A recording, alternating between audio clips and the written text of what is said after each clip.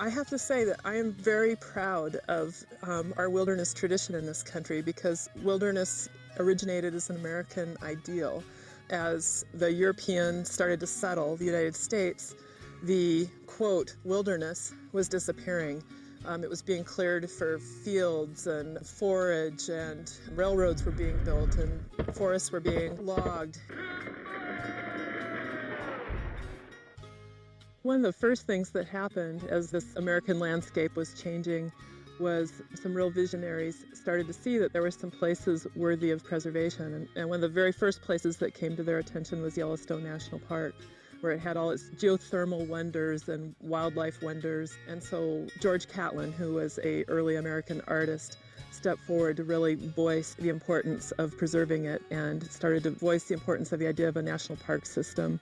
And people like John Muir were joining with him and bringing Yosemite forward as another place that was worthy of preservation. And so the national park system was established. But that didn't do the whole job. Still, areas were being developed, and even in the national parks, roads were being put in, lodges were being built, tourism was being drawn in and promoted. And so again, there were visionaries that stepped forward to say, well, we really need some places that are roadless and undeveloped and left in their primeval condition. It is hereby declared to be the policy of the Congress to secure for the American people of present and future generations the benefits of an enduring resource of wilderness. For this purpose, there is hereby established a national wilderness preservation system. So the intent of wilderness is basically, in the words of the Act, to preserve a place for present and future generations where man is a visitor who does not remain, where it's non-motorized, where you can escape the sights and sounds of humankind. So it's being preserved both for naturalness and for ecosystems to play out their free processes. No two wildernesses are the same. Each landscape is unique. The landscape of wilderness in the United States is incredibly diverse, and that was by design. Our ranger district has an amazing climatic gradient over 50 miles. We start up on the Cascade Crest, where we have over 100 inches of annual precipitation, and it's a very lush subalpine environment. And then you keep transitioning into what we call the dry forest, which is grand fir, Douglas fir, and ponderosa pine. And as you look across the rest of the landscape in the United States, there's grasslands, many different desert ecosystems. You have everything from high desert, where you'd expect pinyon and juniper, sagebrush, rabbitbrush, to low desert, where you have saguaro, cactuses. There's wilderness in almost every state, so you would expect swamps in Louisiana and the hardwood forests of northern New England and the Great Lakes states. There's wilderness in Florida. And then, of course, you go to Alaska, where you have tundra landscapes and wilderness and the black spruce forest. There's 4 federal land managing agencies, and all 4 of those agencies have wilderness. So there's the United States Forest Service, and that was the original agency. And quickly joining the Forest Service is the National Park Service. Then we also have the Bureau of Land Management and the U.S. Fish and Wildlife Service. So each agency, as it struggles to conceptualize how to manage wilderness, has a little bit different spin on it because we all have a slightly different mission, and that affects how we manage wilderness. Most wilderness areas will have a set of regulations that go along with that area that specifically define exactly what the requirements are for visitors in that area. They're often special orders. And the special orders will identify maybe what the group size limit is, if there are particular locations where camping is prohibited or restricted. There can be a whole variety of different particular requirements for that area. For work, I've traveled on foot, backpacking. I've traveled with stock, maybe just with 1 or 2 animals or with a full string. I've traveled by sea kayak for work as well, and then in aircraft as well. In places where it's appropriate in wilderness. Float planes that are landing on lakes, different ways of moving through the landscape, and it really varies from place to place. Rangers are passionate about preserving wilderness. Let's listen to why their jobs mean so much to them. My greatest satisfaction working in this job is knowing that I'm preserving something for future generations and hopefully make it better and make it last. It's being out here. It's contributing some way to this place. So it's been nice to have some way to give something back to the area. Some of the perks being a wilderness ranger is obviously being in some of the most beautiful country in the world.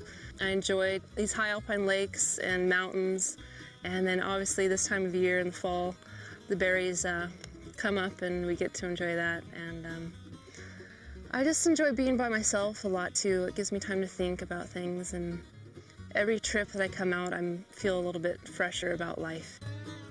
It is the time for a moment to be very simple. You get up when the sun gets up. You go to bed when the sun goes down.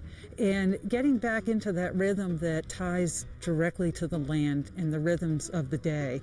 You have a chance to immerse yourself in a whole summer of going in when there's snow still on the ground and watching spring come, watching summer unfold and all of the flowers and wildlife, and then transitioning to the pastel colors and the changing light of the fall, and then back to the first snowstorms. And seeing that change over the seasons is an incredible privilege.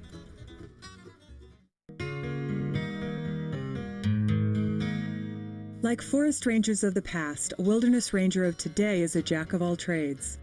Let's learn about the wide assortment of skills you'll need to do your job. Yeah, I always think of it as two main groups of skills. You've got the physical, carrying the backpack, cutting the log, digging the water bar, carrying the rocks, all those big physical type of skills. And then the social skills, like the helping someone who needs first aid, contacting a visitor, educating about Leave No Trace. But the perfect balance, I mean, that's what makes a good ranger, is having a strong in both of those. You have to have so many different skills, and the skills might be life or death skills. Here, you're probably going to need snow travel, you might need some climbing skills, or maybe you can do your job with just the hiking skills and horse skills. I think wilderness skills, the first thing that comes to my mind is just the type of tools and methods we're using. Crosscut saws and hand tools, for example. Navigation is another big one. And it's just, you have to realize you have to really be able to read maps and use a compass and be able to navigate. Understanding research methods and methodology for a lot of the work that we do, because we do a lot of monitoring and data collection. Other skills that I'm starting to see are law enforcement training, grant writing, community outreach. Human urine, or pee. I've always been pretty involved in doing education programs and doing community outreach and being a resource for people in the community. Doing the best you can to get out into the schools and out to fairs and other special events that go on in the community. You're an educator, and if the education isn't working, you're the enforcer. And you're basically a glorified wilderness janitor of cleaning up after people. And occasionally you're going to be a restorationist, where we're trying to restore damaged campsites or trails. And we do monitoring, campsite monitoring. So there's this whole variety of things they might be doing. Your involvement in fire depends on the wilderness you're in and how much fire is a part of that ecosystem. So when I am hiring rangers, I do let them know that they are expected to participate as wilderness resource advisors if we have a fire. As a wilderness ranger, your main fire responsibilities would be to watch the weather, look for any smoke after a lightning storm comes through, and primarily would be to educate the public whether there's a current fire and people need to start changing their route plans that are within the wilderness, or if it's elevated fire danger and you need to start contacting visitors to put out campfires to limit their cooking to certain areas. Typically, most wilderness rangers at a minimum will want to have a wilderness first aid certification. And then in addition to that, you can escalate to wilderness first responder, become a wilderness EMT.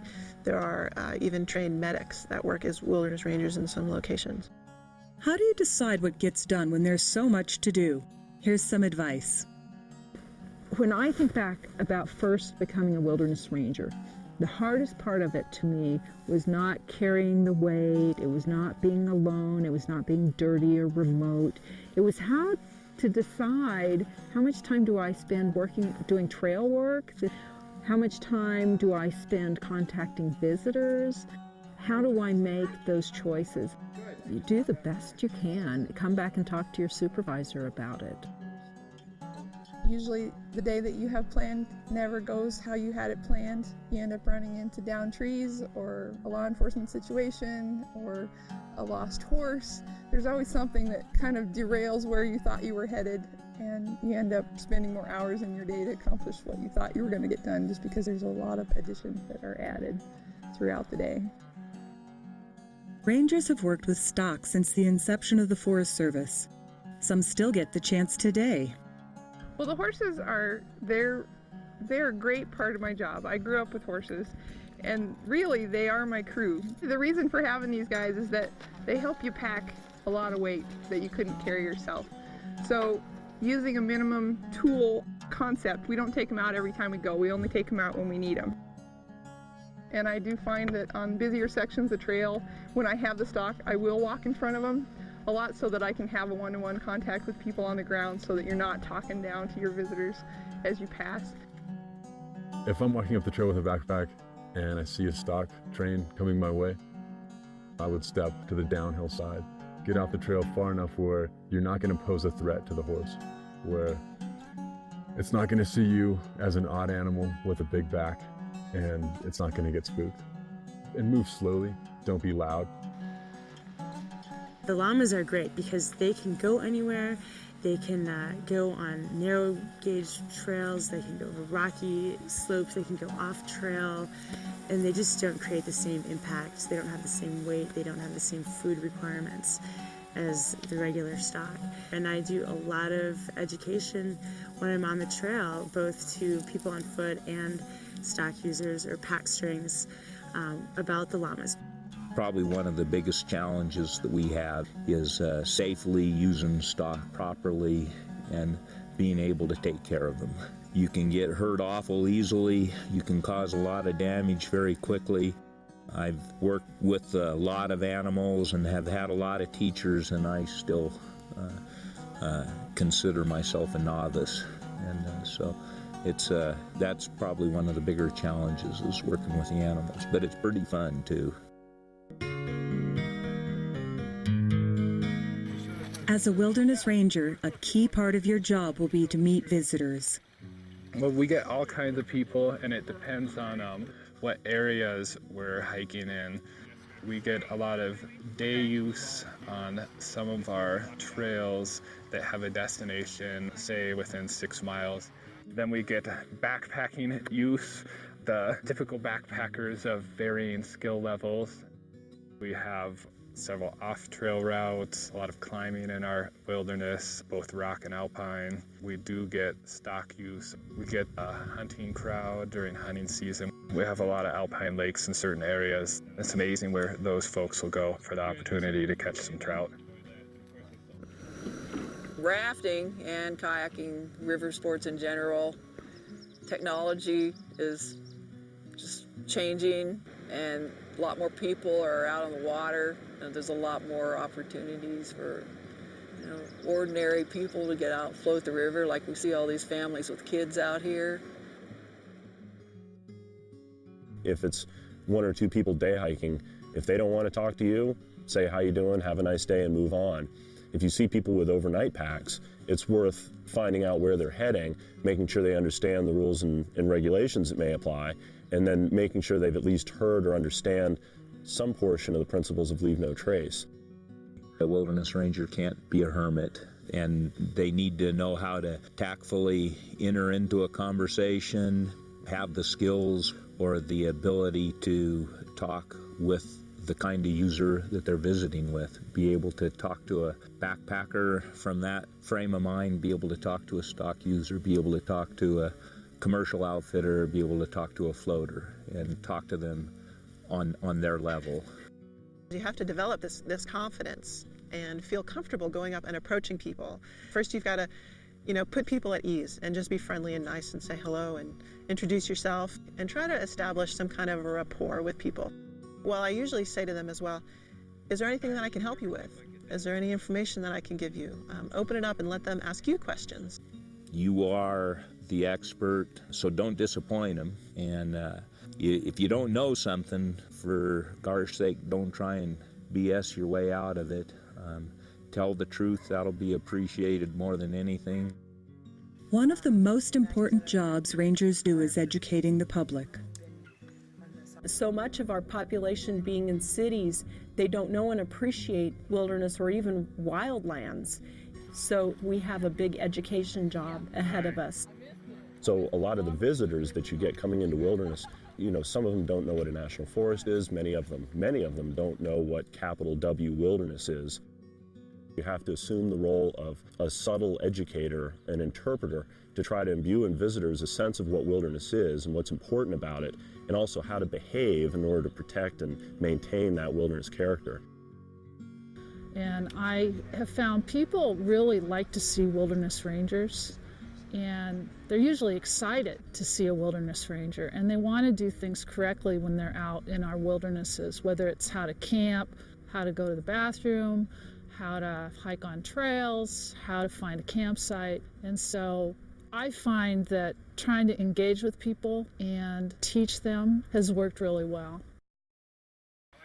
Let's hear how you can protect the wilderness through compliance work.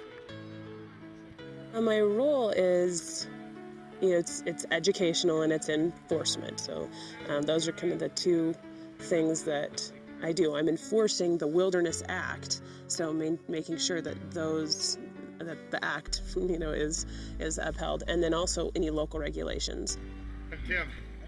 If you want to gain compliance, there's several ways you can do that. You can use your authority of your uniform or the authority of your agency. You've got a badge on, and that's a pretty strong authority for some people. For some people, it's not. And they need something that grasps onto their ethics a little bit more than just simply that it's the law. Authority of the resource was actually developed by a professor, George Wallace, at Colorado State University, and it's a communication technique specifically developed for those of us who work in resource management in the backcountry. The authority of the resource is a concept where instead of trying to scold somebody for a negative behavior, like maybe they had a campfire in a place where it's no campfires, or cleared aside some vegetation to put up their tent, the temptation would be to go in and scold them.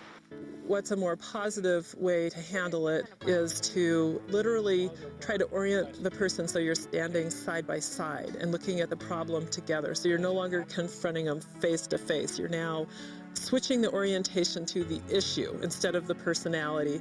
And you're looking at the issue, which is the resource damage. And then we talk with them about what the appropriate behavior is and try to gain their compliance. Most wilderness rangers are often talking to visitors about is not camping along the lakeshore.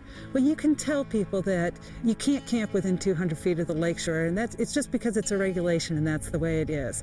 There's a much better way to approach that. In a desert environment, those water places may be the only place that wildlife has to come and get water at night. And if people are camped right along there, you're prohibiting them to get crucial water that they need. So talking about it in terms of why that regulation is in place, not that it's just a regulation, can be very helpful.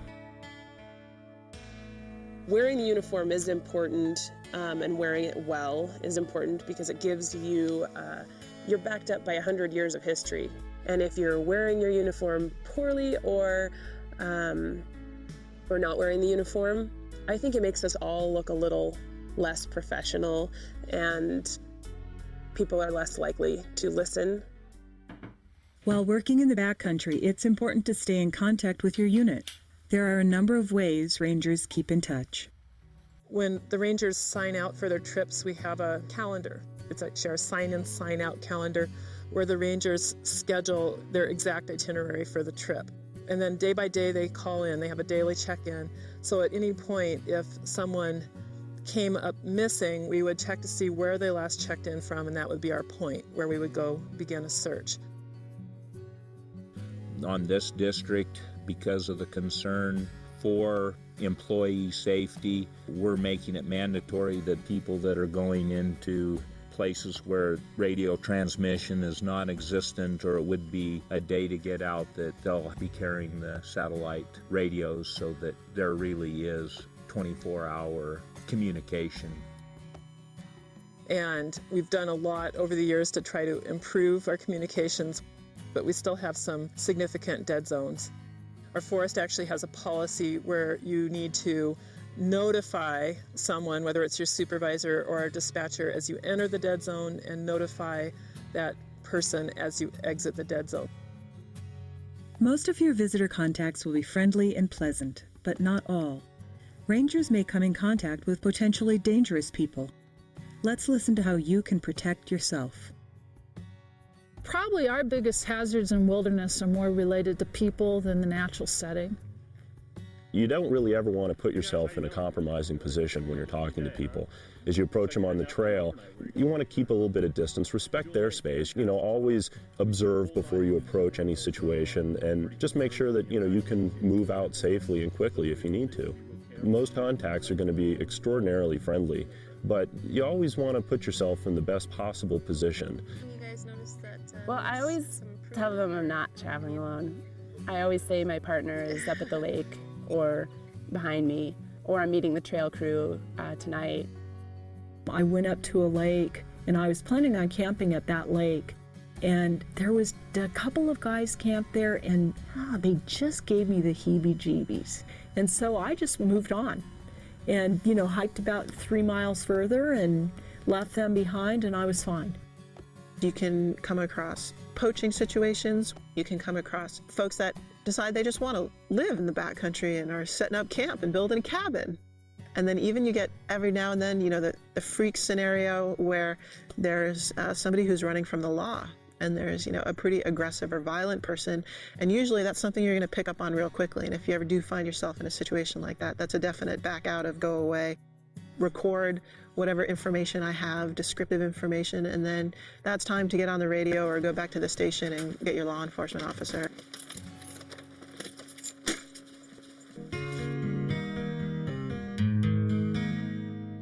As a ranger, part of your job will be to keep the wilderness wild through maintenance and rehabilitation work. Yeah, trail maintenance is a huge part of our job, and we begin by clearing all the trails. It's the first task of the season, is clearing trails, using crosscuts, bow saws, and chopping, basically. And then we're looking at brushing back the trails. But usually then there's a trail crew that will camp out and work on the larger projects. Just being the first one up a trail at the beginning of the season and cleaning every single water dip up that trail. And when you come back down, you walk past and you just see all of your fine work, because every one of those water bars or water dips is clean and ready for the first gully washer of the season. So every time we come to a sign that's on a live tree, we are loosening the bolts so that the tree can grow and not envelop the sign. We're trying not to hurt the trees. We want them to be able to grow. It's funny when people talk to us, they always say, you have the best job. And it is a great job, but I don't think they understand that a lot of it is cleaning up messes that people make in the backcountry. We spend a lot of time dismantling fire rings. When we take them apart and we take the rocks apart and we get rid of all the charcoal and the burnt pieces, and then we rehab the site and try and make it look like nobody was ever there. Sometimes you get so weighted down with trash. And we were in here cleaning, and the guy's like, oh, you're the cleanup crew, huh? People think that people come in and clean up after them. It's frustrating. Definitely, as wilderness rangers, part of the job is to be cleaning up after those folks when they're not properly disposing of their waste. It's a lot of toilet paper. Yeah, being real careful with that, picking it up and putting it in your garbage bag with gloves on, and being really, really careful for your personal safety is important. Unfortunately, find a lot of that. And so it's basically little pieces of trash. So it's the corners of wrappers. It would be like the little twisty ties that come on bread bags would be a classic piece of micro trash. These guys are pulling noxious weeds, and this has been one of our main priorities this summer. And we're basically trying to keep these weeds from getting into the wilderness. I have the awesome responsibility of protecting this wild and scenic river corridor. And when I started pulling weeds, it's like pulling 80 miles of weeds, you know, on both sides of the river. And just realizing how awesome that is. So when you're out there, just remember where you are. Take a moment to look around, and if you're frustrated with somebody or frustrated at cleaning up yet another campsite that you were just at a week ago, it's important, I think, just to sort of calm down, take a breath, smell the air, feel the breeze, and really enjoy where you are and remember how wonderful a job it really is. In some areas, you will even be working to improve the condition of the wilderness. The wilderness management model is basically a triangle where you're looking at pristine conditions being way up on the apex of the triangle, and down at the base you have a wilderness that has some roads or some buildings, some development, some ongoing uses that aren't really wilderness appropriate. And somewhere in the middle on that triangle is a line that is the definition of congressionally designated wilderness. Our job as managers is to manage the condition of wilderness to meet the intent of the Wilderness Act, and if we can, to gently nudge it further up the triangle so that the conditions continue to improve in an appropriate way. And that's where we are now trying more actively to go in and stabilize impacts and reduce impacts. Like with campsites, we're trying to figure out how can we still allow for use but shrink the parts of the sites where we don't really need the impacts. On many units, volunteers play an important role in the wilderness. Volunteers are critical, actually, dealing with wilderness work. You don't have time to actually do a lot of physical restoration type work unless you have a volunteer crew.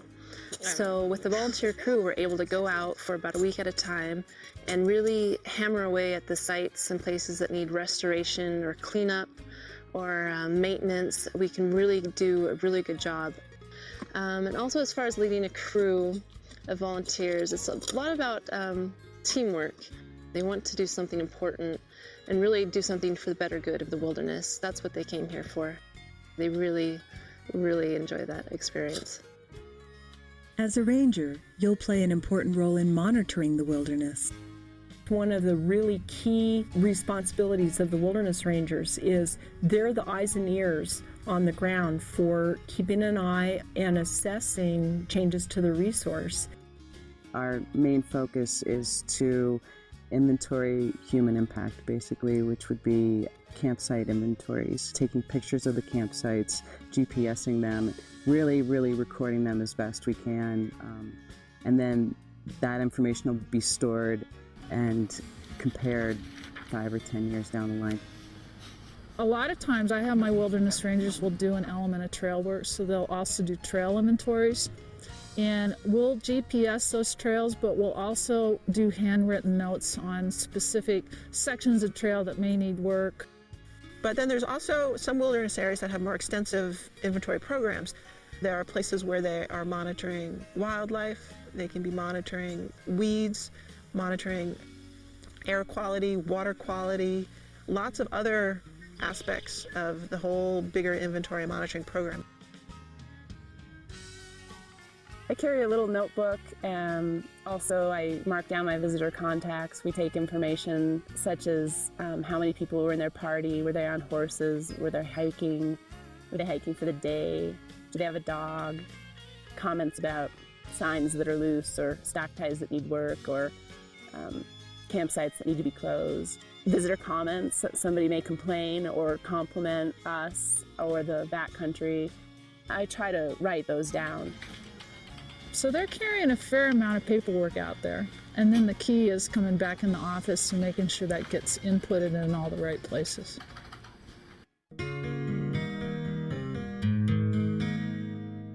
Wilderness rangers stress the importance of staying healthy to do their jobs. Let's hear what rangers have learned through experience. You need to be in good condition before you start the job. You need to be in good condition all summer. But I think more importantly, you need to be in touch with your condition. You need to understand how you're feeling. Taking care of yourself is very important in the backcountry because the job is so demanding. To be sick or not feeling well and trying to carry a heavy load and get your job done really takes a lot of energy. And so to be sick while you're trying to do all those things almost negates the fact that you're out there trying to accomplish anything. One thing I learned over the years was to always take time to eat well. You use so much energy and so many calories when you're a wilderness ranger. I ate well. Fresh veggies, a lot of fruit, and tortellini with Alfredo sauce. Be very conscious about how much water you're drinking. Tons and tons and tons. I'll get a headache, so easily, and it's just because of water and sun exposure and sweating a lot. I never, ever drink the water straight. It's just not worth the consequences. Had you already been there? Don't want it again? It's just worth the time. Just treat it however you want to treat it. Filter, iodine, the potable aqua, whatever is your thing. It's worth the time. Unless it's the most severe, extreme weather conditions, we're out there in hot and cold and rain or sun and snow, and just if it's raining, we don't generally pack up and say, well, let's go back because the weather's lousy and I've had enough. And that's part of the challenge of doing the wilderness ranger work too, is that you stick it out pretty much in all weather conditions. Being prepared for really the change of weather in the seasons is pretty big. Having your warm clothes, having layers with you. Hypothermia is a big one. And usually you start to kind of feel immune to it. And there's usually one good fall event that makes you wake up and take notice of what you have in your pack. Really, your pack should only weigh at most a third of your body weight. More like a quarter is usually more appropriate. And that's really hard to do when you're a wilderness ranger. It is a skill, trimming things down to what you need and what you're really going to use and what tools can work for multiple purposes for you so that you can cut that down as much as possible, because it does wear on your body. I've gone to a very lightweight sleeping bag, which has taken a lot of weight off. I have a small pocket rocket stove. I carry 2 pairs of socks, and then I have my gaiters to keep that pair of socks clean. And that actually works really well, and to keep rocks and sand out of my boots so I'm not getting blisters. Yeah, blisters are tough. That's probably the most frequently reoccurring problem. And it is remarkable how painful a blister can be. The foot maintenance is incredible. You've got to take care of your feet, because if your feet break down, then you can't do your job. Stretching in the morning and stretching at night. It's just a lot of physical lifting with your backpack and digging with tools and just hiking with a 50-pound or a 60-pound pack for all day takes quite a bit out of you, so make sure that your muscles are stretched out. While in the backcountry, even a minor injury can become serious when help is a long ways away. Let's hear some common sense practices you can use to keep safe and sound. Self-reliance. You have to come out here and you're on your own. There's consequences to every action you're going to take. Just have it in the back of your head that you need to do things smart back here. It's not a place where you can take unnecessary risks. I always think when I'm doing things out there, I stop and think, am I going to get hurt doing this? And if I do, what's that going to mean? So there's definitely times that I choose not to do something. River crossings are actually probably one of our more dangerous situations, and there are times when you just need to be able to say, not today, or I got myself over here this morning, but I'm not going back tonight. I'm going to wait for tomorrow morning until water drops a little bit.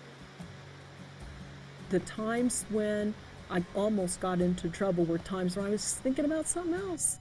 Probably watching the otter across the river instead of paying attention to how slippery the rock was. And those things happen so fast. It was one of those classic summer thunderstorms where they just roll in one after another, one bigger than the next. So there was lightning popping all around and it was very loud. And I had no business being on a pass. And It is not worth it. When you're in that kind of situation, come out. You can turn around and go in a different drainage, but all it takes is one accident and you're in there by yourself, and it's just not worth it. As a ranger, you'll have to deal with emergencies. You come across a visitor has either been injured or they have a medical situation going on where they need assistance, and that's where your role as a public servant really comes into play firsthand, because you're there to provide assistance and do whatever you can to help those people or facilitate them getting the help that they need. The best you can do is stabilize somebody and call for some help. The dispatch person is your first line of contact, and they've got a whole list, so it's kind of like calling 911 from the district perspective. They have a whole list of who to call next and how to start that chain of events happening for you.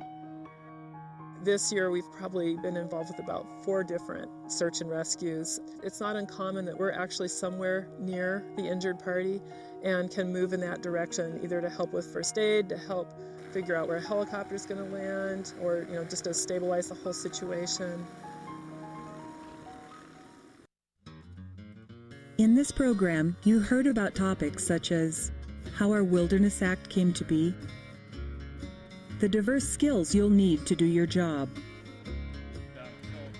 the importance of educating wilderness visitors, your role in maintaining and improving the wilderness character, and how you can stay healthy and safe in the backcountry.